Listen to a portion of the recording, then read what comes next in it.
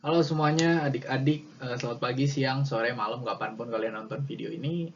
Kali ini kita akan lanjut ke pembelajaran PJOK yang selanjutnya. Kita akan membahas soal aktivitas air atau olahraga renang istilahnya. Oke, jadi PJOK kali ini adalah untuk kelas 10. Jadi anak-anak kelas 10, siapkan catatan kalian, siapin buku kalian, kita akan bahas apa yang harus kita bahas. Oke, kita akan langsung ke slide yang berikutnya.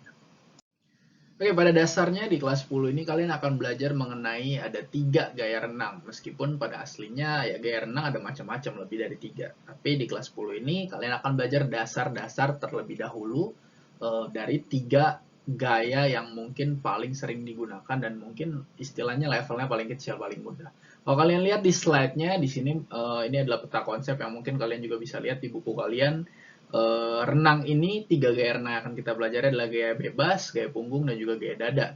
Dimana di sini dibagi jadi ada 4 lagi anakannya atau ya secara peta konsepnya bawahannya, yaitu ada gerakan kaki, ayunan lengan, kemudian ada cara ngambil nafas dan juga koordinasi. Tiga-tiganya sama-sama dibagi jadi 4 hal ini. Nah, artinya apa sih?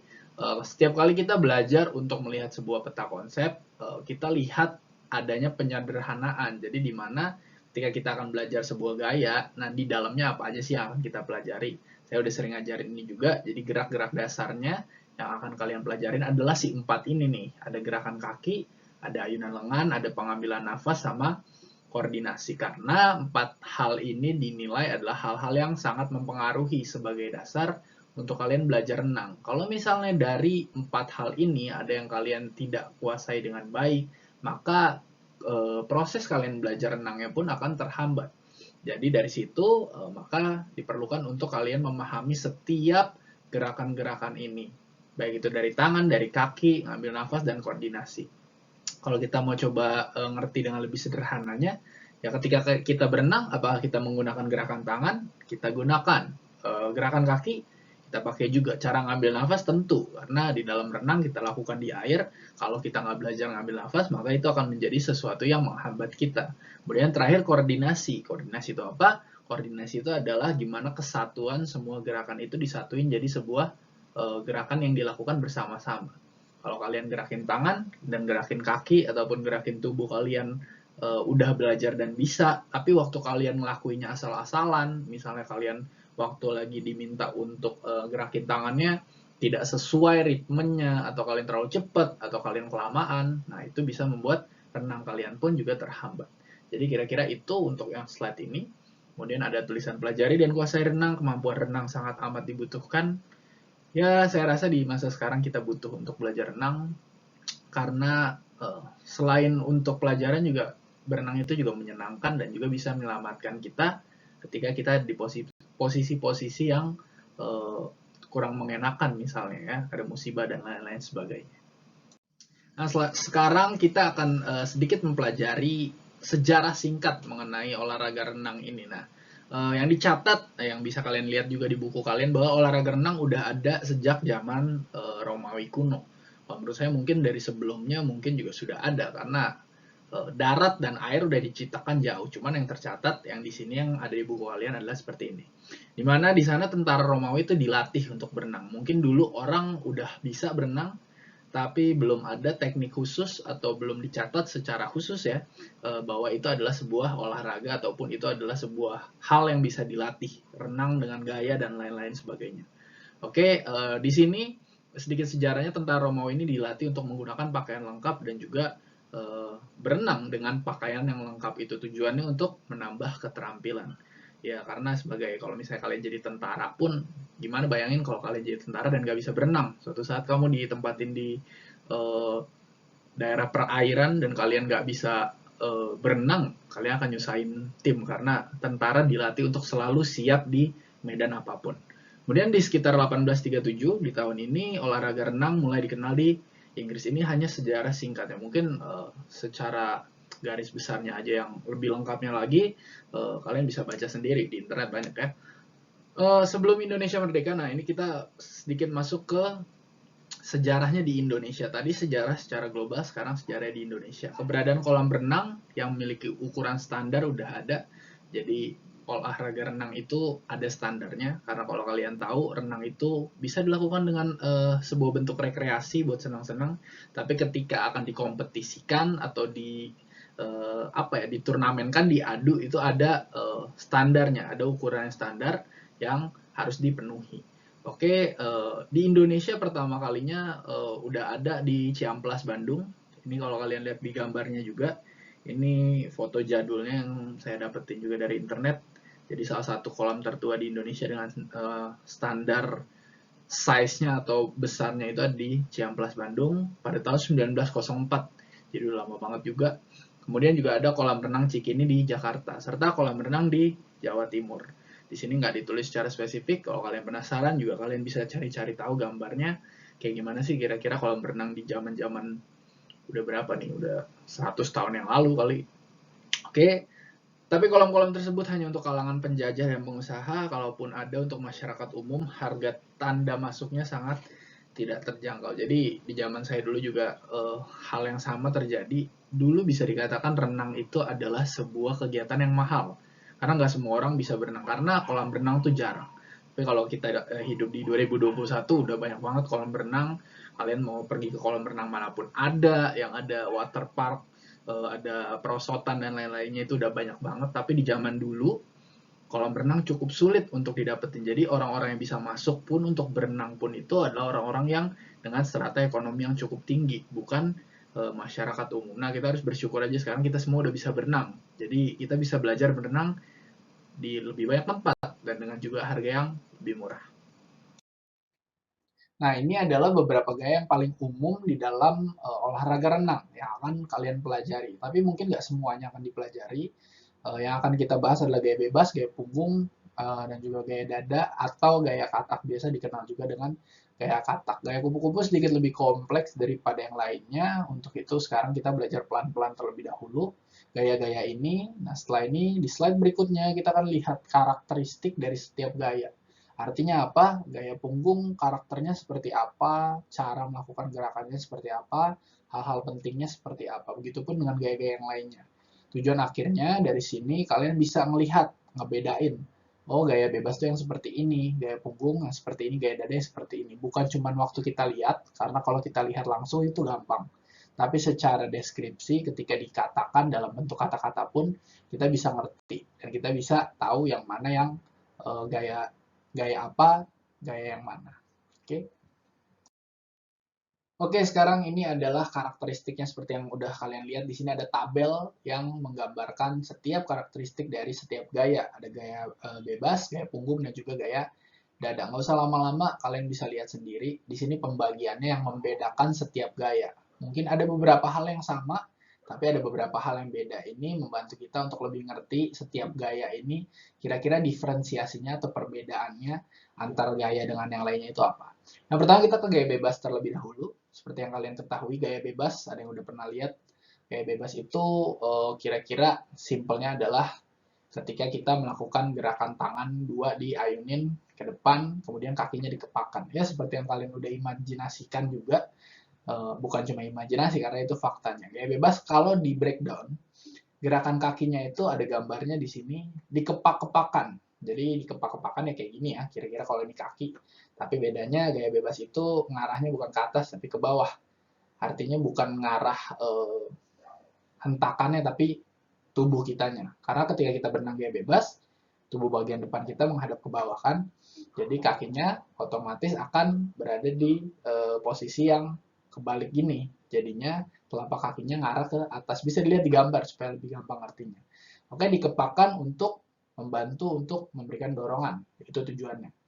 Kemudian kita ke ayunan lengannya. Ayunan lengannya ini secara bergantian kanan dan kiri dilakukan, ada gerakan menangkap, menarik, dan mendorong air. Tujuannya juga supaya maju ke depan. Dilakukan secara bergantian, tangan kiri, kemudian tangan kanan. Kemudian ketika kita melakukan ayunan lengan ini, kepala kita pun ngikutin. Oke, jadi artinya waktu dia kiri, maka kepalanya pun akan miring ke kiri. Kanan, kepalanya pun miring ke kanan. Bukan berarti kepalanya stay, cuma diam aja. Oke, kemudian kita ke cara pengambilan nafasnya. Waktu lagi melakukan ayunan ini, nah di sini triknya. Ketika kita lagi melakukan ayunan tangan, kan kepala kita ngikut. ketika kita melakukan renang gaya bebas itu biasanya tinggi airnya itu di sekitar kepala kita. Nah, waktu kita lagi melakukan ayunan, akan ada saatnya kepala kita keluar dari air. Nah, di saat itulah kita melakukan pengambilan nafas. Melakukannya adalah ketika berlawanan dengan tangan yang digunakan. Waktu kita lagi ngambil dengan tangan kiri untuk maju, waktu mau baliknya kita akan ganti dan kepalanya akan mengarah ke kanan. Di saat itulah kita bisa mengambil nafas. Dan disarankan untuk pilih satu arah aja. Jadi jangan kiri, kemudian ngambil nafas, kanan, ngambil nafas, enggak. Kiri ambil nafas, kanan masih tahan, kemudian kiri ambil nafas lagi. Itu pun nggak selalu dilakukan di setiap ayunan. Oke, kira-kira gitu cara mengambil nafasnya. Kemudian koordinasinya, kita harus mengatur gerakan kaki dan ayunan lengan kita itu kompak. Jadi koordinasi itu mengenai ritme, mengenai gimana bagian tubuh kita semuanya berjalan sesuai dengan seharusnya, berjalan dengan berkesinambungan, bareng-bareng, satu ritme. Bukan asal-asalan tangannya cepat, kemudian kakinya lambat, tapi saling menyesuaikan. Ya di sini dalam hal ini tangan dan kakinya mencoba sebisa mungkin saling memberikan dorongan yang pas satu sama lain. Kemudian sekarang kita akan lanjut ke gaya punggung. Gaya punggung itu kalau kalian tahu gaya di mana kalau kita berenang biasanya bagian tubuh depannya ngarahnya ke bawah, ke dalam, ke arah air. Kalau ini kebalikannya. Ketika kita ngarahnya ke atas dan biasanya kalau kalian tahu jadinya berenangnya mundur karena ngarahnya itu sesuai dengan arah kepala kita. Nah, di gaya punggung ini kakinya dikepakannya sama seperti gerakan kaki di gaya bebas. Bedanya adalah karena tubuh kita ngarahnya ke atas, sehingga ya posisi kakinya yang tadinya gini, untuk gaya bebas jadi gini. Karena kita ngarahnya ke atas. Tapi caranya, tujuannya pun sama, dorongannya pun sama, dikepakannya pun dengan cara yang mirip-mirip. Oke, kemudian ayunan lengannya, lengan diputar ke belakang dengan lurus. Jadi ini bisa dibilang, kalau saya bilangnya sedikit kebalikan dari gaya bebas, ayunannya sama, tapi beda arahnya. Kalau gaya bebas ke depan, kalau gaya punggung ke belakang. Oke, ketika kita lagi melakukan ayunan ke belakang, tangannya ini akan ada perubahan.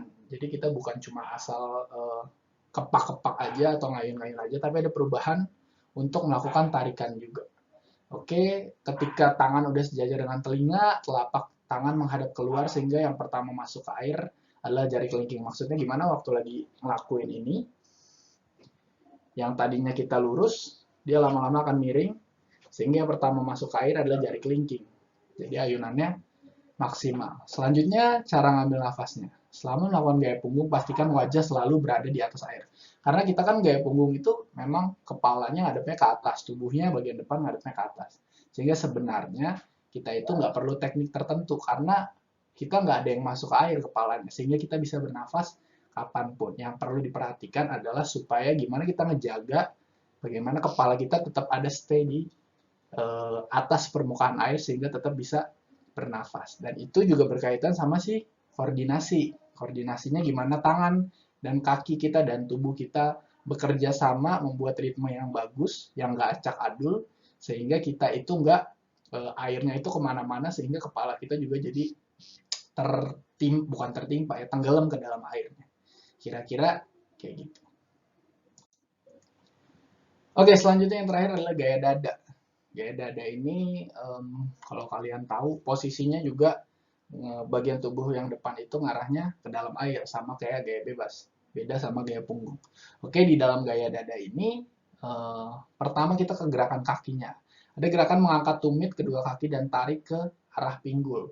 Seperti posisi semi jongkok. Jadi ada dorongannya dari tumit, bukan dikepakin, beda ya. Setelah itu didorong kedua kaki ke belakang secara bersamaan hingga kedua kaki lurus dan sejajar. Gaya dada ini yang tadi juga dibilang mirip dengan gaya katak. Kita kenalnya gaya katak atau gaya kodok.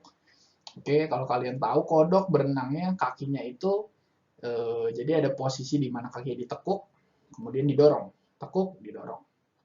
Oke, dan ini dibarengin sama ayunan lengannya. Ayunan lengannya gimana? Kedua tangan lurus ke depan 10-15 cm di bawah permukaan air. Jadi nggak terlalu dalam, tapi 10-15 cm aja permukaan air. Misalnya kita berenang, permukaan air di sini 10-15 cm di mana? Sekitar sini. Oke, jadi jangan terlalu dalam, karena ini ngaruh sama pergerakan kita. Ada gerakan menarik dan mendorong. Gerakannya kalau kalian tahu, didorong ke depan tangannya, kemudian ininya diputar, kemudian dilakukan ayunan dan tarikan untuk mendorong ke depan. Dan itu dibarengin sama gerakan kakinya. Oke, kemudian dari habis udah diginiin, udah ditarik, balik lagi, tarik lagi, dorong lagi, dan seterusnya. Cara ngambil nafasnya biasanya ketika gerakan tangan menarik sudah setengah jalan, tubuh dan wajah akan berada di atas permukaan air. Jadi ketika kita udah narik gini, kepala kita kan akan mulai nongol ke atas. Nah, di saat itu kita akan ngambil nafas. Rata-rata pengambilan nafas dalam olahraga renang semuanya diambil dari mulut dan juga dikeluarkan dari mulut supaya nggak membuat pernapasan kita lebih susah. Karena ini kita hanya melakukan pernapasan sementara di dalam air aja. Ketika masuk kepala lagi, maka ayunin lagi. Terakhir koordinasinya mungkin di sini ketutupan ya sama video saya, tapi koordinasinya rata-rata sama. Yang terpenting waktu lagi melakukan dorongan ini bareng sama bagian kaki yang melakukan tendangan atau melakukan perubahan gayanya ke belakang. Kalian pasti ngerti, orang-orang yang nggak ngerti renang bisa lihat videonya. Jangan lupa saya kasih tahu ke kalian untuk cari tonton referensi video supaya kalian lebih mudah untuk ngerti karakteristik yang udah digambarin dan juga saya deskripsiin barusan. Oke. Nah, yang terakhir ini adalah beberapa hal berkaitan dengan renang juga yang harus kalian ketahui. Pertama-tama kita akan membahas soal lapangan standar internasionalnya, di mana ketika renang dijadikan kompetisi atau perlombaan balap renang, maka ada standar tertentu secara panjang dan juga lebarnya. Beda sama renang sebagai rekreasi yang biasa kalian lakukan, misalnya di Ocean Park, di jungle, dan lain-lain, atau kolam renang komplek, atau di rumah kalian itu beda. Oke, itu nggak perlu standar karena tujuan renangnya beda. Karena ini akan dikompetisikan secara legal dan mengadu misalnya Piala Dunia Renang Olimpiade, maka harus ada standarnya. Panjangnya kalian lihat sendiri 50 meter dan juga lebarnya 21 meter. Lebar lintasan setiap orang 2,5 meter, artinya setiap orang punya lintasannya masing-masing. Waktu kalian lomba renang itu kalian nggak boleh ke lintasan orang ya, nabrak-nabrak satu sama lain, enggak. Kalian stay di satu lintasan kalian. Lebarnya itu 2,5 meter dan itu cukup lebar. Kedalaman airnya 1 meter, tapi untuk kejuaraan dunia minimalnya 2 meter. Kemudian dinding kolam harus sejajar tegak lurus, tentu berpengaruh. Kalau dindingnya miring-miring akan ada perbedaan perhitungan juga di situ dan mempengaruhi juga secara keseluruhannya. Kemudian ada tempat berpijak. Waktu istirahat kalian tahu kalau kalian pergi ke kolam renang, biasanya di tembok-tembok di dinding sampingnya itu ada kayak pijakan, walaupun itu bukan lantai yang aslinya, tapi itu untuk membantu juga untuk berpijak. Kalau juga mungkin ada in case of emergency, jadi ada yang keram dan lain-lain sebagainya, itu bisa menjadi salah satu tempat untuk pertolongan karena mengingat dalamnya yang tadi ya bisa sampai 2 meter, bisa-bisa dia tenggelam kalau terjadi hal-hal yang tidak diinginkan. Oke, setidaknya 1,20 meter di bawah permukaan air tadi si dinding yang di samping itu tempat berpijaknya. Yang terakhir tali lintasan. Tali lintasan ini yang memisahkan kalian dengan orang-orang di sampingnya. Itu diikat kuat sepanjang 50 meter dan tentunya itu ada di atas air. Oke, dipasang dengan pelampung berderet rapat supaya dia nggak tenggelam. Dan jumlah lintasannya di dalam si 50 kali 21 tadi itu totalnya ada 8 lintasan. Oke, jadi ada 8 lintasan di mana ada 8 perenang yang bisa saling beradu. Oke, kira-kira itulah pembelajaran renang di kelas 10, nggak terlalu banyak, lebih ke kalian pengenalan, dan yang terpenting dari hal-hal ini adalah kalian kenal renang itu seperti apa, gaya-gayanya yang terpenting kalian kenal, karakteristiknya seperti apa, dan kalian familiar dengan gaya-gayanya. Dan itu yang menjadi tugas kalian. Silakan tonton video, cari referensi seperti biasa, lakukan observasi 3 gaya yang udah dijelasin tadi, dan kemudian buatlah laporan, buatlah catatan apapun yang kamu dapatkan, dan yang jadi pertanyaan kamu dari yang sudah kalian tonton. Oke, kira-kira itu aja dari saya. Terima kasih, mohon maaf kalau ada kekurangan dan salah kata. Kita akan ketemu di video berikutnya di pembelajaran yang berbeda. Bye.